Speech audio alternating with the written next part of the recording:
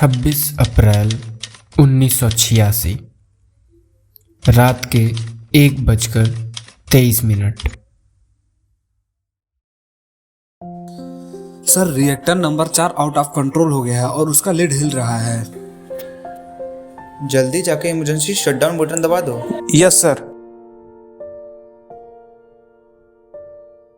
Second world war के बाद Soviet union ने ढेरों पैसा खर्च किया न्यूक्लियर पावर में। ढेर सारे न्यूक्लियर पावर प्लांट्स बनाए और इन्हीं में से एक था चेरनोबिल न्यूक्लियर पावर प्लांट। इसका ऑफिशियल नाम था Vladimir Lenin nuclear power plant. इसे अर्ली 1970s में बनाया गया था।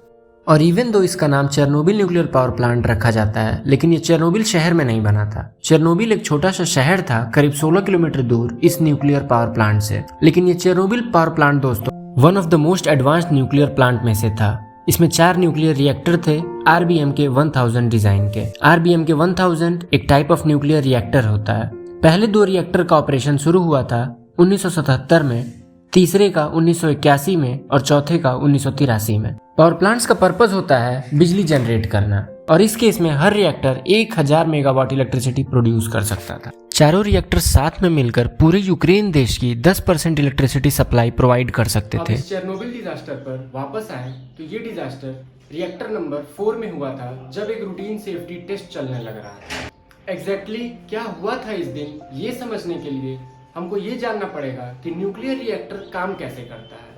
अब बिजली जनरेट करने के ज्यादातर तरीकों में सिंपल से सिंपल शब्दों में कहूँ तो एक पहिया घुमाना होता है, मूवमेंट चाहिए होती है, काइनेटिक एनर्जी की जरूरत होती है। न्यूक्लियर रिएक्टर में न्यूक्लियर रिएक्शंस होते हैं जो पानी को हीट अप कर देते हैं। पानी के हीट होने की वजह से स्टीम प्रोड्यूस होती है जो बाद में जाकर उस पहिए को घुमाती है। अब एक स्कूल की किताब से इस डायग्राम को देखिए। एक टरबाइन है जो स्टीम की मदद से घूम रहा है, और वो स्टीम जनरेट होती है क्योंकि न्यूक्लियर रिएक्शंस की वजह से पानी हीट अप होने लग जाता है, और ये जो पानी है वो कूलेंट का भी काम करता है।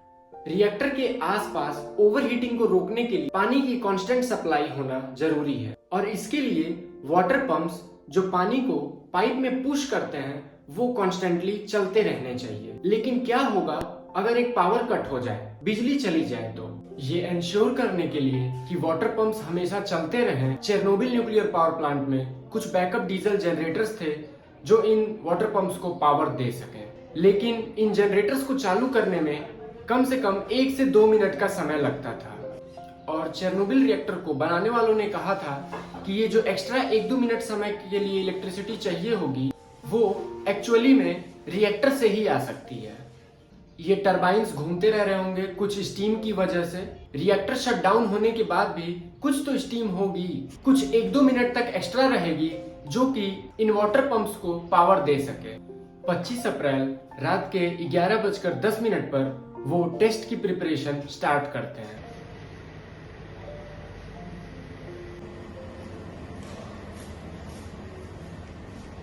आगे की कहानी को समझने के लिए हमें न्यूक्लियर रिएक्टर की साइंस को समझना होगा। न्यूक्लियर रिएक्टर के अंदर जो न्यूक्लियर रिएक्शन होता है वो कैसे होने लग रहा है। न्यूक्लियर रिएक्टर का जो कोर है वो मेनली 3 पार्ट से मिलकर बना होता है: फ्यूल रॉड्स, कंट्रोल रॉड्स और moderator. Fuel rods basically nuclear fuel है जिसके वजह से न्यूक्लियर रिएक्शन होता है। इस केस में यूरेनियम 235 आइसोटोप का यूज होता है। यूरेनियम आइसोटोप अपने आप में अनस्टेबल है जो टूटते रहता है और रेडिएशन रिलीज होते रहती है। ये रखे रखे ही डिसइंटीग्रेट होता है, और कोई न्यूट्रॉन इससे आकर टकराए तो भी ये टूट सकता है। इस प्रोसेस में इस एलिमेंट का एक एटम 2 में स्प्लिट होता है और 2-3 न्यूट्रॉन्स रिलीज होते हैं। आगे जाकर ये 2-3 न्यूट्रॉन्स अन्य एटम को स्ट्राइक करते हैं और उनको स्प्लिट करते हैं। इसे हम न्यूक्लियर फिजन रिएक्शन कहते हैं। अगला होता है control rods. Basically control rods boron carbide के बने होते हैं, और इनका काम होता है यही जो न्यूट्रॉन्स एमिट हो रहे हैं उनको एब्जॉर्ब करना। न्यूट्रॉन्स इन पे जाके एब्जॉर्ब हो जाएंगे, इससे न्यूक्लियर रिएक्शन स्लो डाउन हो जाएगी। मॉडरेटर जो कि बेसिकली उस समय ग्रेफाइट का बना था, इससे न्यूक्लियर रिएक्शंस बढ़ जाती है। तो आप इमेजिन करो कि गाड़ी रास्ते पर जा रही है। अब गाड़ी में गैस का पेडल दबाओगे तो गाड़ी स्पीड अप हो जाएगी, अगर ब्रेक दबाओगे तो गाड़ी धीरे हो जाएगी, रुक जाए। तो जो न्यूक्लियर रिएक्टर के केस में जो गाड़ी है वो यूरेनियम की फ्यूल रॉड्स हैं। मॉडरेटर यहाँ पर गैस पेडल का काम करता है, जिसके दबाते ही न्यूक्लियर रिएक्शन स्पीड अप हो जाता है, और कंट्रोल रॉड्स यहाँ पर ब्रेक का काम करती हैं। ब्रेक को दबाओगे तो रिएक्शन स्लो हो जाएंगी। चेरनोबिल डिजास्टर का जो आफ्टर इफेक्ट देखने को मिला वो बहुत ही भयानक था। ये हिरोशिमा और नागासाकी पर गिराए गए बम से भी ज्यादा खतरनाक था। इस बात का अंदाजा आप इस बात से लगा सकते हो कि जो चेरनोबिल डिजास्टर जोन है वो आज के समय में पूरी तरीके से रेस्ट्रिक्टेड है, लेकिन हिरोशिमा और नागासाकी दो ऐसे शहर हैं जहां पर आज के दिन लोग रहते हैं। तो उस रात वर्कर्स को काम दिया गया था कि रिएक्टर का पावर आउटपुट 1600 मेगावाट से कम करके 700 मेगावाट तक लाया जाए। इसके लिए कंट्रोल रॉड्स इंसर्ट की गई, लेकिन परिणाम ये देखने को मिला कि पावर आउटपुट बहुत ज्यादा कम होकर 30 मेगावाट तक पहुंच चुका था। इसके पीछे रीजन ये बताया जाता है कि उस न्यूक्लियर रिएक्शन का एक बाई प्रोडक्ट प्रोड्यूस हो रहा था जिसे ज़ीनॉन 135 कहते हैं। ये ज़ीनॉन 135 रिएक्टर के कोर में एक्यूमुलेट होता चला जा रहा था, जिसको हम लोग ज़ीनॉन पॉइजनिंग कहते हैं। ये ज़ीनॉन बहुत ही अच्छे तरीके से न्यूट्रॉन्स को एब्जॉर्ब करने का काम करती है। पावर आउटपुट कम होता देख शिफ्ट सुपरवाइजर एंटोलिव ने कंट्रोल रॉड्स बाहर निकालने को कहा, जिससे कि पावर आउटपुट बढ़ाया जा सके। 26 अप्रैल रात के 1 बजे इसके वजह से पावर आउटपुट बढ़ के 200 मेगावाट तक पहुंच गई। एंटोलिव ने और कंट्रोल रॉड्स बाहर निकालने को कहा, जिससे कि रिएक्शन को और स्पीड अप किया जा सके। आमतौर पर एक रिएक्टर में 211 कंट्रोल रॉड्स होती हैं और रूल बुक की माने तो किसी भी हालत में 15 कंट्रोल रॉड से कम नहीं बचनी चाहिए रिएक्टर में। यहाँ पर एक तरह से सेफ्टी प्रोटोकॉल का वायलेशन था, क्योंकि यहाँ पर केवल 8 कंट्रोल रॉड्स ही बची थी। रात के 1:19 पर एक्चुअली में इतनी तेजी से कंट्रोल रॉड्स बाहर निकाली गई कि पावर आउटपुट बहुत ज्यादा हो गया, रिएक्शन बहुत तेजी से होने लगा और पानी जो भी बचा था वो सब स्टीम में कन्वर्ट हो गया। पानी वहां पर कूलेंट का काम करता था। एक फन फैक्ट आपको बता दूं कि आज के समय में पानी को कूलेंट और मॉडरेटर दोनों के तौर पे यूज किया जाता है, लेकिन उस समय RBM के 1000 टाइप ऑफ रिएक्टर में ग्रेफाइट यूज होता था एज ए मॉडरेटर। अभी तक जो ज़ीनॉन मौजूद था वो रिएक्शन की स्पीड अप होने की वजह से वो जल चुका था। ये वो पॉइंट था जहां पर एक्सट्रीम पावर सर्ज हो गया, न्यूक्लियर रिएक्शन एकदम स्पीड अप हो गई और जो लिड थी रिएक्टर की इसकी वजह से हिलने लगी। पूरे बिल्डिंग्स में शॉकवेव्स देखने को मिले और 1:23 पर वर्कर्स ने इमरजेंसी बटन दबाया। इस बटन को दबाने का मतलब कि सारी कंट्रोल रॉड्स अचानक से रिएक्टर के अंदर जाएंगी और रिएक्शन को स्लो डाउन करेंगी। लेकिन दोस्तों यहाँ पर एक डिजाइन फ्लॉ था। जो उस समय मॉडरेटर था उसके ऊपर बोरॉन था और नीचे टिप पर ग्रेफाइट थी। बोरॉन तो न्यूट्रॉन को एब्जॉर्ब कर लेता था, जिससे कि रिएक्शन स्लो डाउन हो जाती थी, लेकिन उसके नीचे ग्रेफाइट लगा हुआ था, जिसके अचानक से जाने के बाद ब्लास्ट कर गया।